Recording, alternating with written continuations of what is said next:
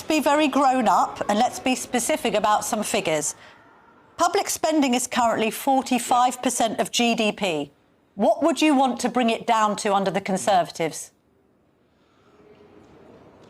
Well, Camilla, you know with this particular kind of game, this media game, that I can't write a budget which is going to be... No, it's not a media game. Is 45% too high? Well, Camilla, yeah.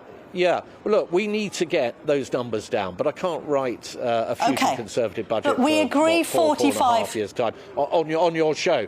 But should it begin with a 3? That figure. Absolutely, we need to get a small. We need to get a smaller state. We absolutely need. But my point, Camilla, is that the only credible plan... You look at Margaret Thatcher when she came to power in 1979, the first thing they did, actually, was the fiscally responsible work to get inflation down. It was then later that taxes were brought down. So, in other words, there is a sequence, and it has to have fiscal responsibility right at its heart. Now, Reform are not offering that. Reform are just simply saying they'll give everybody everything they could possibly want without any idea as to how they're actually going to afford it. So that's why fiscal responsibility is so important. All right, I've got a radical idea. It's actually not mine, it's Jeremy Hunt's. He says that we should slash the welfare budget by 50 billion, 50 Mel Stride, and I speak to you in your capacity also as a former Secretary of State for Work and Pensions, and he thinks that anybody claiming benefits for mild mental health problems and conditions like anxiety should not receive them. Do you agree with Mr. Hunt on that? On the mental health route into long-term sickness benefits, yes, I do. I haven't looked at his specific proposals, but when I was Secretary of State, we made changes to what's called the significant risk route through the work capability assessment, which when it first came in was expected that 1% of people would go through that mental health route. It ended up being about 17 times that.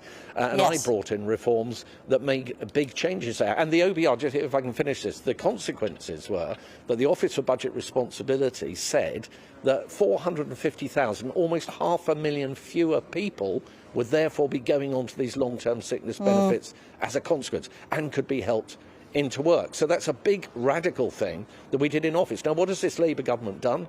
It's junked the whole lot of it. So they are quite happy to see these benefit bills going up and up, ever upwards. OK, so 50 billion could be slashed. Well, if you look at the working age population and those that have a health or disability element to their benefits, and you were to keep that cohort at the same size for the next 5 years rather than growing ever upwards as the OBR says it would, you'd save about 15 billion. If you got that cohort back down to where it was before the pandemic, you would save about 35 billion. There are certainly some very large savings that can be made. Has to be done in a principled way because you have to protect the most vulnerable, and there are people that absolutely need our support. But the opportunity here to make very significant savings in that area and PIP and other areas is very significant indeed. Very quickly, because I asked Darren Jones a final yes-no answer question. Are you ready to leave the ECHR, yes or no, Mel Stride? So we are going to look into the ECHR and ask those tough questions about whether it makes sense to leave or not, and we're right to do that. Well, I know you're chuckling away, Camilla. I just like to have a yes or no answer. No. I know you always want the yes no, but at the end of the day, are you ready to? Was the question. Are you ready to?